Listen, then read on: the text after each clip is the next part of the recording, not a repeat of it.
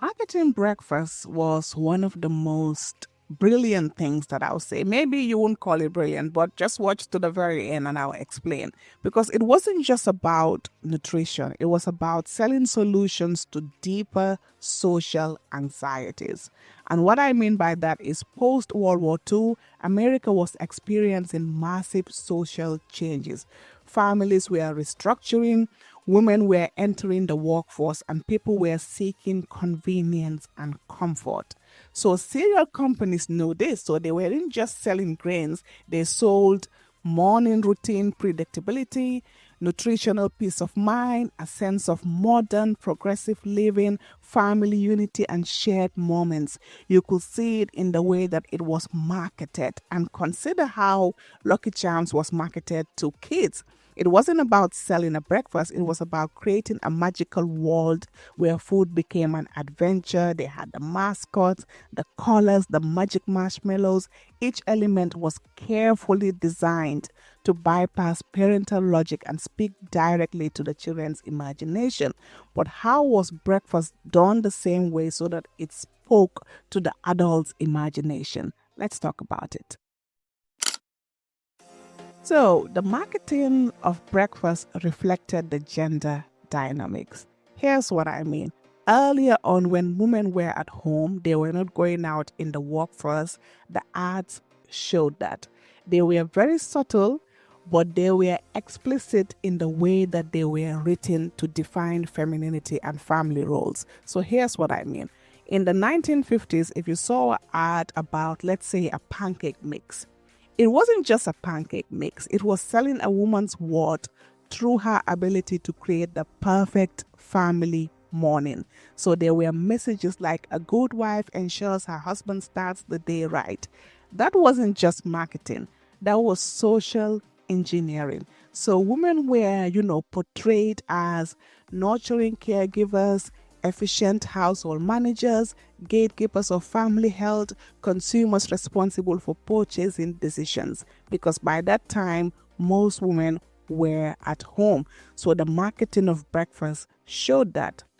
But then the narrative evolved. So by the 1980s and the 1990s, more women were entering the workforce. So the breakfast marketing shift.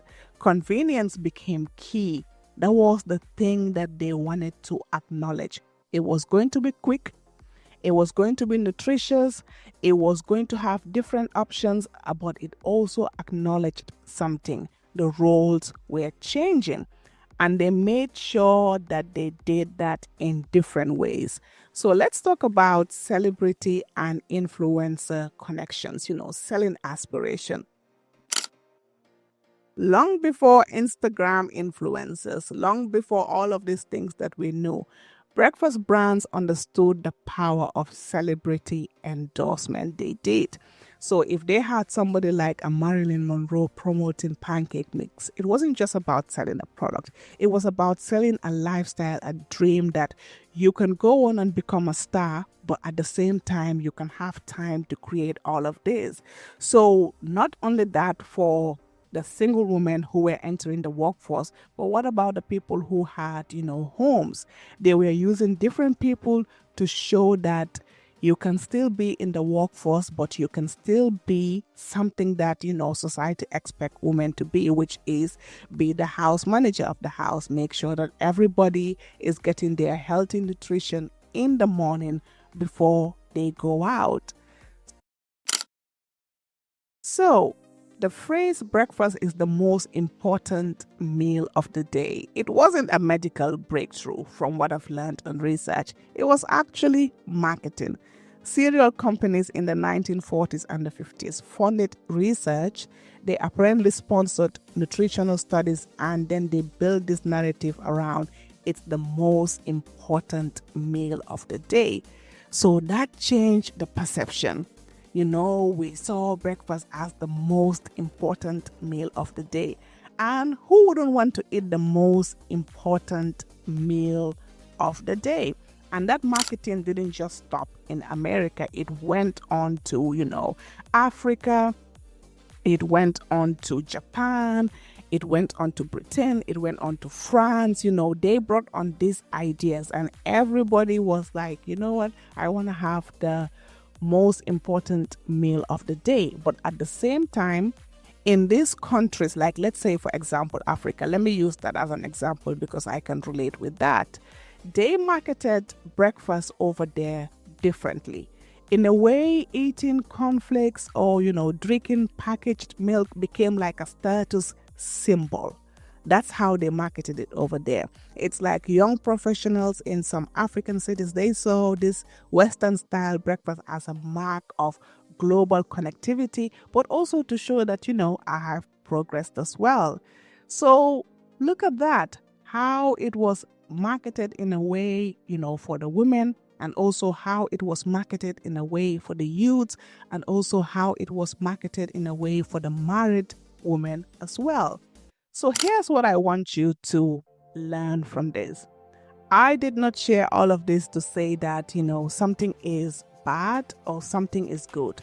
I'm just sharing this to let you understand that everything you know about marketing is sometimes deeply rooted in human psychology and storytelling.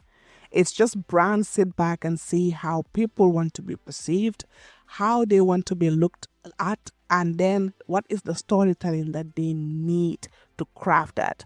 So if you're somebody who's selling something, you're a small business owner, you're even a YouTuber, you have a brand, I want you to sit down and think, what are the things that my customers want to be identified with?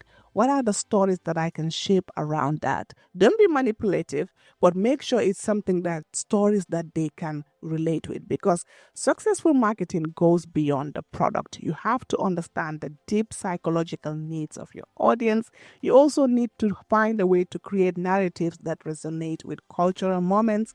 Your product is not just about the product. It's about selling a story. It's about selling an emotion, and it's about selling an identity. So start paying attention to everything that you buy. So if you're selling something, you might learn a thing or two around that. Let's talk about it in the comments. Once again, thank you for watching, and thank you all to the commenters and the subscribers.